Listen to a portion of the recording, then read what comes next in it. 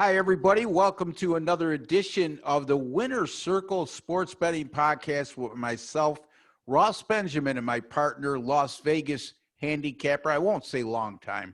Let's just say veteran Las Vegas There you go. handicapper, There you go. Chip Chirimbes, former winner of the Hilton Superbook contest when it comes to college basketball. And folks, college basketball is underway, and Chipper he had a pretty good night last night, going 2-1. 2-1, two big wins out there. And, it's always great. +1 is still better. One, I'll take it every day going 2-1, and we never have to work again. What a glorious idea. Anyway, look, we're going to be covering college football today. This is our late edition of our college football podcast. We do that every Thursday, and on Friday we do our late edition of our NFL. Chipper, an interesting development in college football, a much anticipated matchup between Liberty and Coastal Carolina, who's actually ranked number 15 in the country right now, and rightfully so. ESPN Game Day was going to be there. It certainly was going to provide a big boost to these upstart programs. And then Liberty had too many cases of COVID-19. It gets canceled. That's the bad news. The good news is that BYU has decided on 2 days' notice to travel across the country and take on this Coastal Carolina team. And now it pits two nationally ranked teams. BYU, I believe, number 9 in the country as we speak, and number 15, Coastal Carolina, in a battle of unbeatens. And hopefully BYU's looking to improve their resume, because right now the College Football Playoff Committee is not giving them a lot of love, Chipper. Yeah. Well, like you said, it was bad news. I think we were both really looking forward to seeing Liberty and Coastal Carolina, to see how these two match up together. Like you call them both upstarts, and they certainly are. And now we may even have a better matchup with BYU coming into town. But, the question is here, Ross, how does a team go from a 10-point favorite to a 10-point dog overnight? I mean, this is really only in 2020, Chipper. Right? That's all I can tell you. My goodness. I mean, we're sitting here and we're trying to figure out, why are they 10-point favorites over Liberty to start with? I mean, from the very beginning, even when they were 6.5, 7, we thought it was a very strong number. But we knew something was up, and then we find out it was the virus. I mean, our instincts were really good on that, because we knew there was something going on in that game. And now BYU comes cross country, like you said. Well, Ross, I have to believe that they're still practicing every day, no matter who their opponent is. And I guess they really want to showcase the quarterback, Zach Wilson, who is a premier quarterback, going to go in the first round. There's no doubt in my mind. Yeah, no doubt, Chipper. I agree.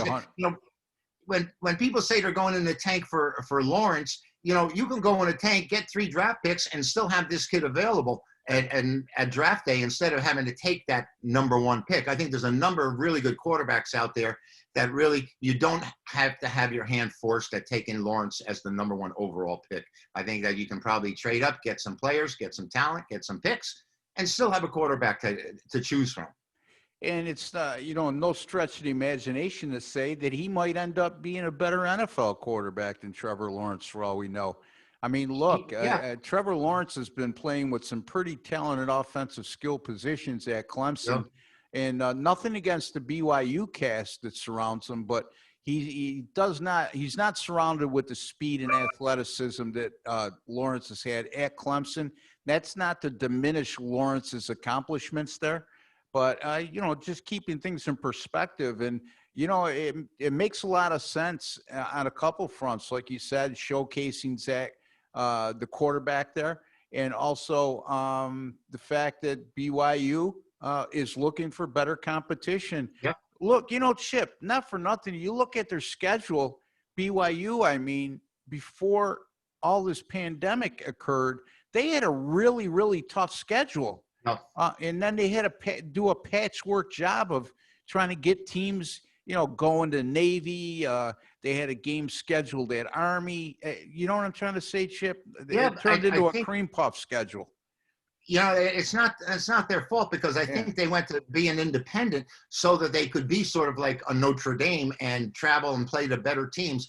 And they got hit this year. And like I said, this Wilson he looks like another Manning to me. The way he moves, the way he throws, his size, and so Coastal Carolina now is supposed to have a pretty good defense, I understand. And Ross, I had come up with a scenario where this quarterback for Liberty for the Flames, who was a dual factor. I mean, he had 20 touchdowns passing, Yeah. 10 rushing. And I was going to say to you, do you think that they can just shut down this one man gang for Liberty? And now they don't even have to. Now they got a whole different focus on a total offensive package that is sort of a pro set and a pro offense with a guy that I think is going to be playing on Sundays.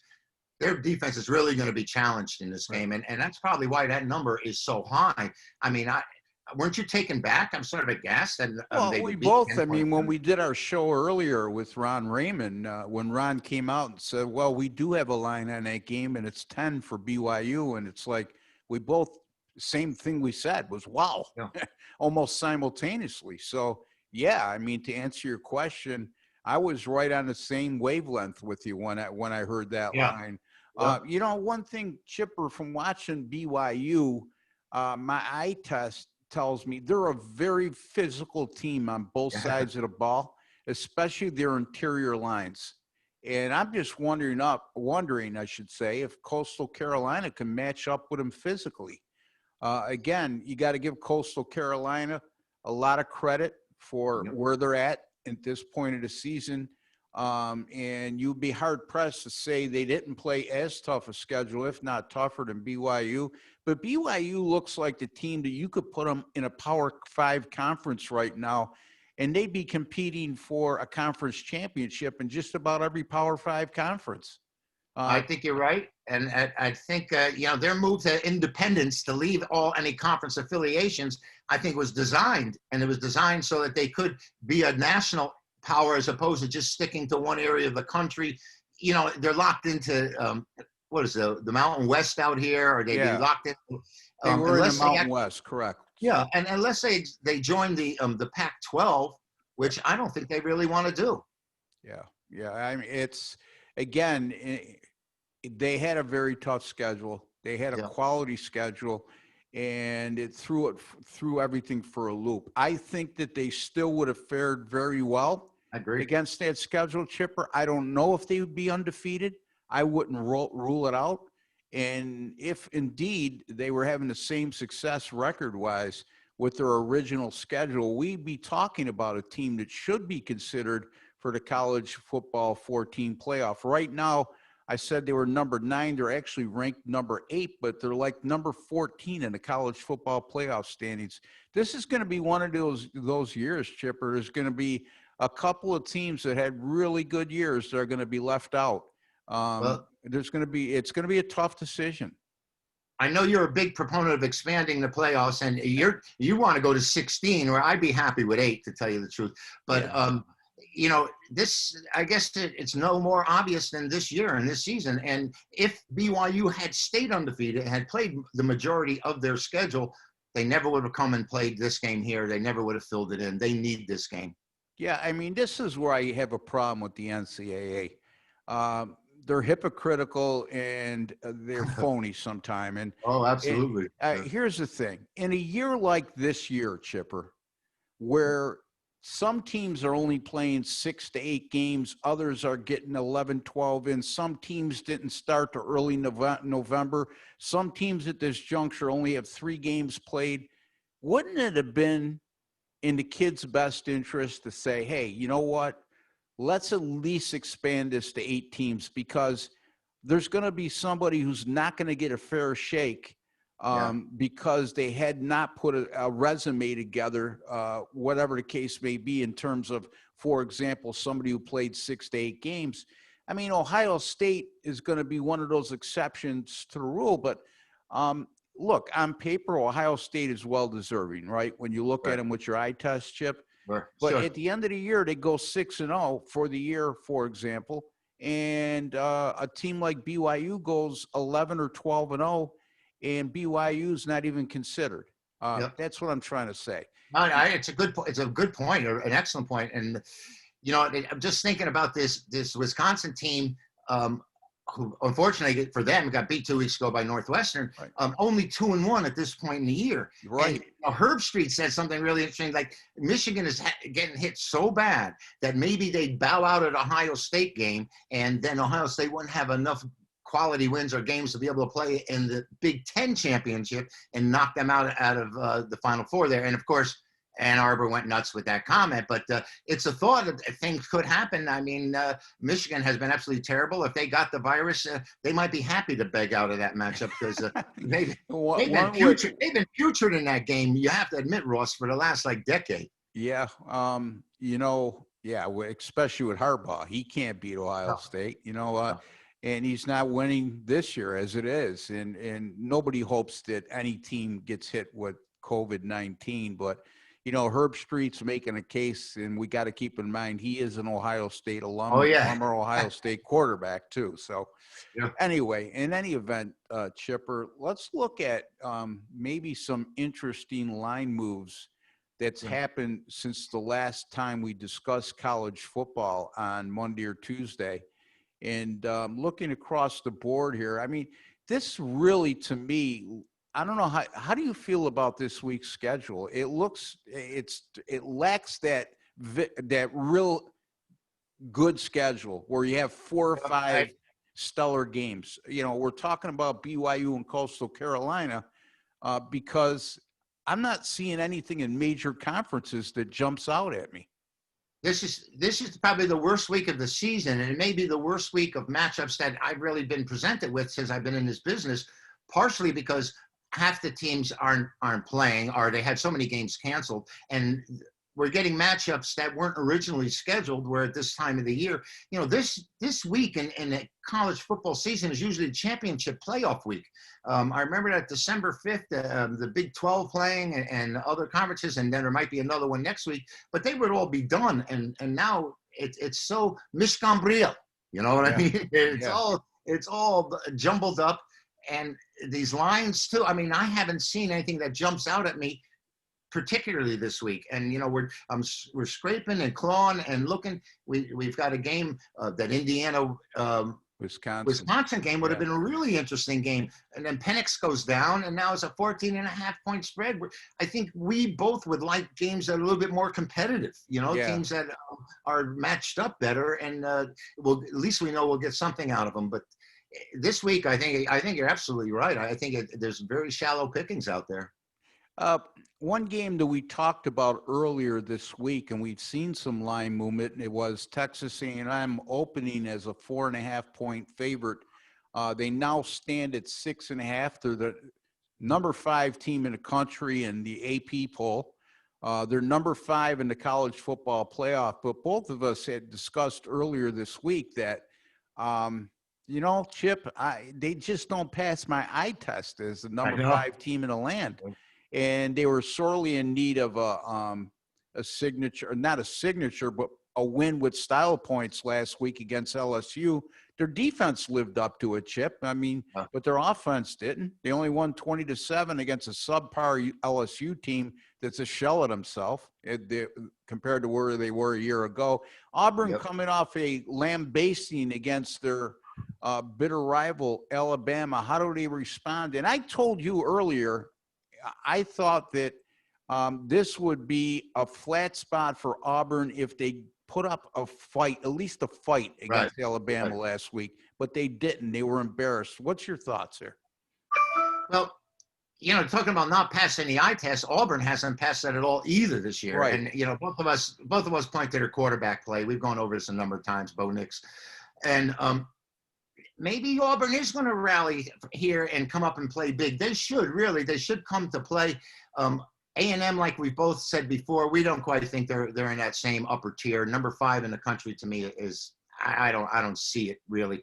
But the problem here is, and you know how I go back and I review just about everything I can. I know that all of the professionals, all the sports handicappers and the wise guys are aligned on Auburn here. And the public, for the most part, is just chomping down on the Aggies. So you're going to have a more balanced betting game than we had anticipated Yeah. because of all the money that's coming from the pros and the wise guys and the services who are taking the underdog Auburn here without question. And I'm getting polls and pools where for the most part, the public is on A&M. And A&M is much better team, but are they that much better in this situation, Ross?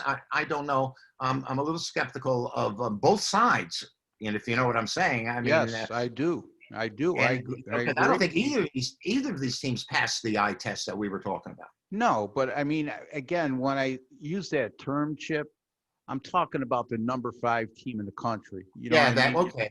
You Yeah, know, we're talking about an unranked team in Auburn that we've been pretty much hammering all year long about how they're not anywhere near what their brand indicates they are, yeah. especially their quarterback.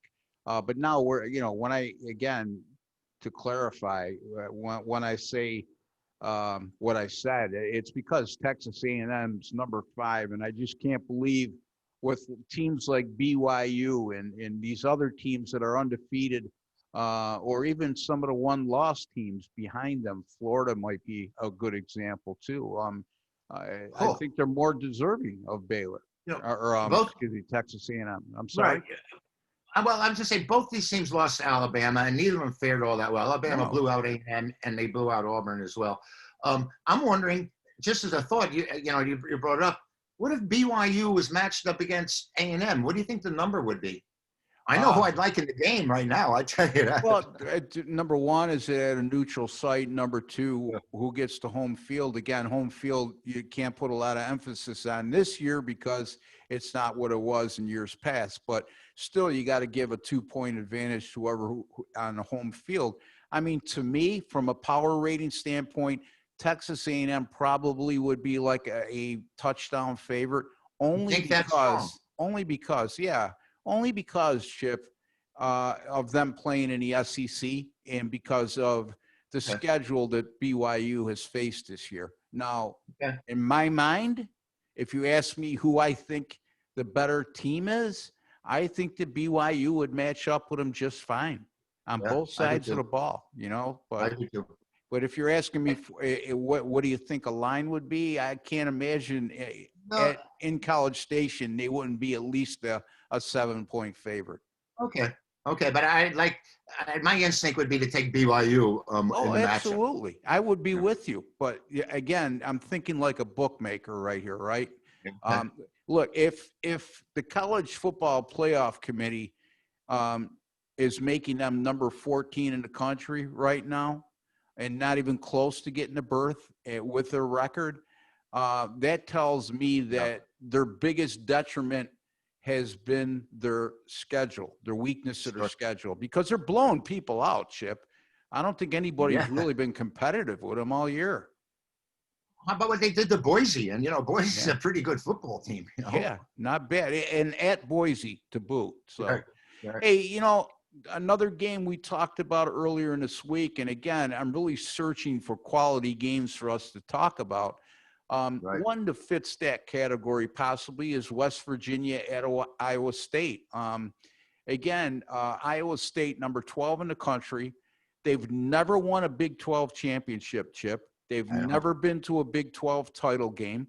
The only championship they've ever won, their football program's only championship, came back in 1912 when they were a member of the Missouri Valley Conference.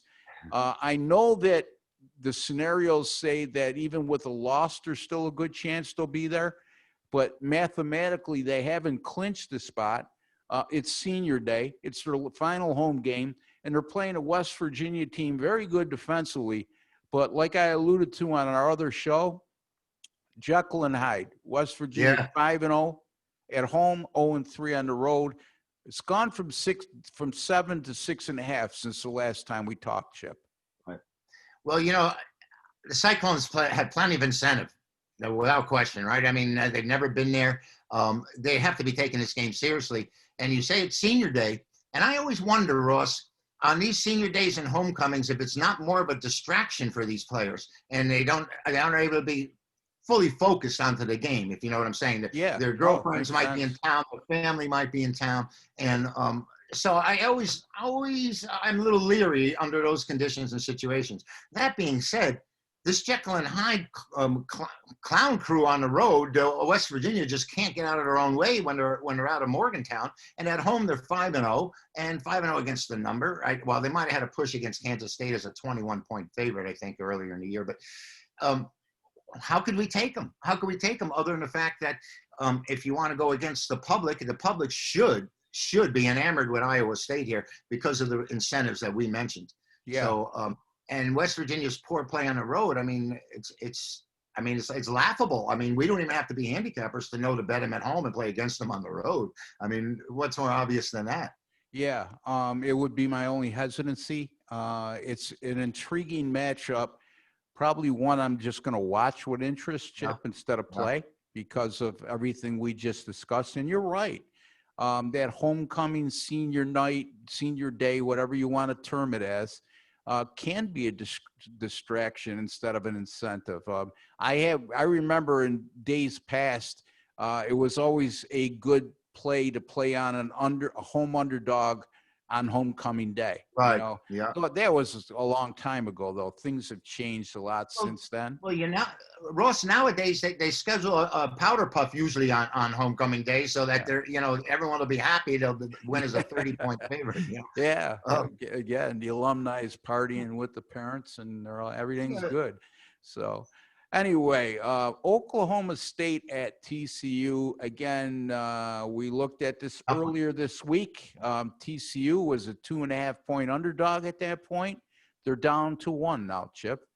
And this is an Oklahoma State team that's still ranked, that's still alive for a Right. Big Ten title game opportunity. But to me, we discussed this earlier as well. I just think the TCU's played a lot better over their last 4 games than Oklahoma State has during that same time frame. Well, TCU is well coached. We're aware of that. Yeah. And I have to like him in this position. I think with the meager number, with the importance of the game for Oklahoma State, and we had discussed this that we believe they've clinched a tie if it ends up 3 ways, and but there's tiebreakers involved. They need to win this game here, and I think the Horned Frogs at home are not going to lay down easily. I mean, the number is short. Oklahoma State. Now their top running back, is he available or is he Chuba not Hubbard, available? he did not play last week against Kansas, Okay. and they quite frankly didn't need him. But he's listed as questionable with that ankle. And Chip, even when he did play a couple weeks back and prior to that, you could tell the kid was not 100%. He Yeah. didn't have that Yeah. explosiveness. Their backup running back had a hell of a game last week, but let's keep in mind who they Saw played. that. Yeah. Yeah. And TCU, they're much better than the 4-4 record indicates.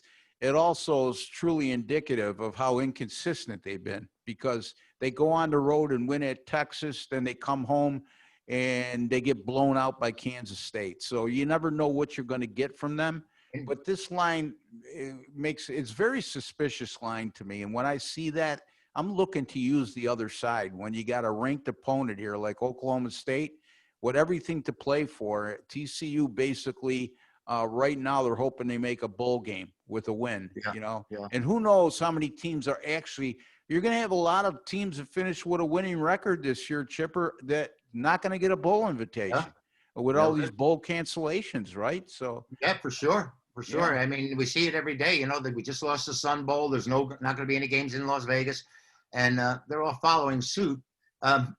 I hope we get enough of them. I don't know if TCU would have been all that good enough. I mean, this is a team that went to West Virginia and got annihilated, and now so it's I'm hoping that their coaching in the home field will be the difference here for them.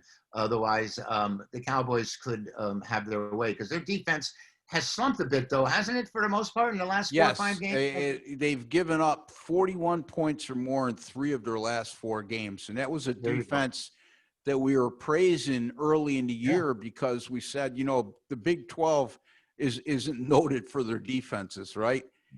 That's one thing we failed to mention with West Virginia. They are a very good defensive team.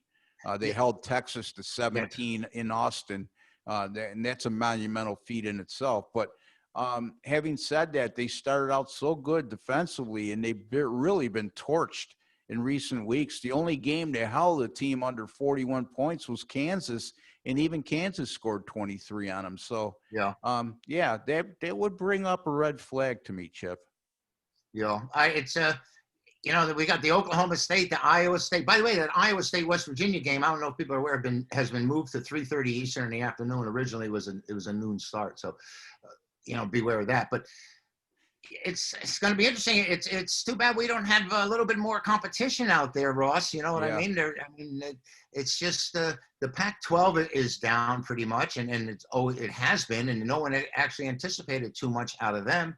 And here you have their only hope, Oregon, Yeah, getting gets beat by beat by Oregon Oregon State. State, right? Great call by you last week, So we're trying to find these top teams in these top games and who's actually worthy. It's a task right now.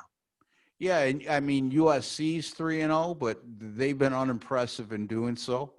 Right. They luckily won their first two games, and when I say lucky, I mean lucky. Is double-digit favorites in both contests. So yeah, they don't jump out at me. I guess Washington, are they 3-0? I think they are, but they don't do a lot for me. Speaking of Oregon, they're going to be playing Cal this week, and you asked me about Cal. Do you think they can give them a game? And I would say that this would have been a good spot for Cal if Oregon had not lost last week to Oregon State. You know what I mean? But right now, the game opened at 8.5. It's as high as 10 now, Chipper. Any thoughts there? Yeah, well, my thoughts are also on the other side about the disappointment for Cal, who actually pushed Stanford all around in that game. They did everything but win the game. Yeah. And I think they lost the game on a missed extra point. Yep. And missed extra point at the end of the game. So how you bounce back from that, from a 19, 20-year-old kid, it's kind of tough to see, but they're winless. And teams that are winless are always desperate in my mind. They're always looking, they want to win. Now, Oregon may not be as good as they have been in the past. That's all I can think of here, because Herbert's gone. They only beat Cal, had a 17-7 last year with Herbert leading the way. And so maybe Cal can suck it up and play tough. I see that their offense can move the ball, and the Ducks defense is questionable as what we've seen so far. So possibly Cal can get enough points. I don't know if they can win this game outright. Oregon losing last week, how disappointed were they from the Beavers? Maybe they don't get the gumption to come back and put it together. Maybe they feel like their season is lost. It's possible. Because they were expecting to win this game and then possibly be a contender for the FBS. And now they know their shot. So maybe they are even more disappointed and have less to play for than Cal. Yeah, and like you said, maybe they're just not as good as their rating showed. When you look at the resume this year, it's not a long one because of being in the Pac-12, but small sample.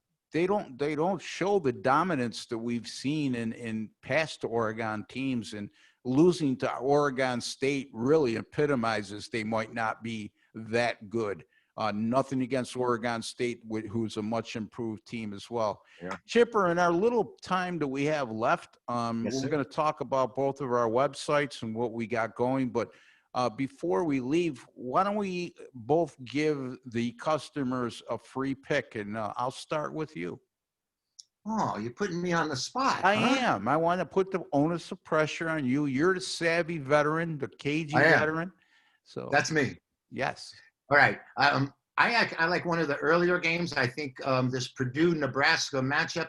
Nebraska got off to a rough start. They did post a win over Penn State, then came back and had a cover in a game against Iowa, which you called me at halftime and told me that they had the lead. And I said, oh, my goodness, they might win it outright. They covered. They got beat.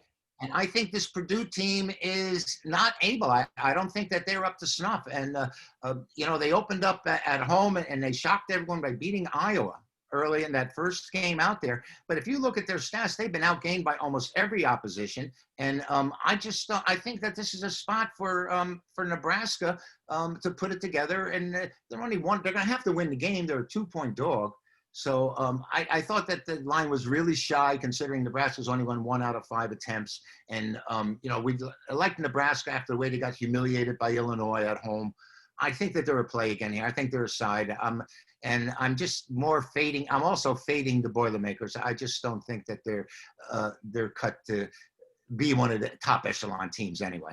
I can't argue with that, because you're also looking at a Purdue team last week that had a 10-point halftime lead against Rutgers and ended up losing by 7 against Rutgers at home. So one has to question how they bounce back from that. When you get a losing team losing in the manner they did last week, Chip, against a team like Rutgers that hasn't had the reputation of being a very good program in recent years, that's going to take a mental toll on a team. So I agree. My game I'm going to look at here and give you as a free pick goes tomorrow night. We're looking at number 20 in the country, 8-1 UL Lafayette, going on the road against Appalachian State, who is 7-2 and unranked.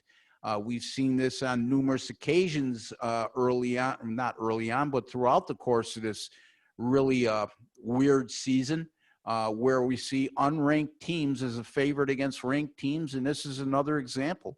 App State is -2.5 in this game. If you look at App State in their conference home games, which this is a Sun Belt Conference game, App State since 2016, Chip, has gone 20-1 straight up at home in conference games. Now, you might say, why am I bringing up the straight up number? We need to beat a number. Well, the number we need to beat is only 2.5.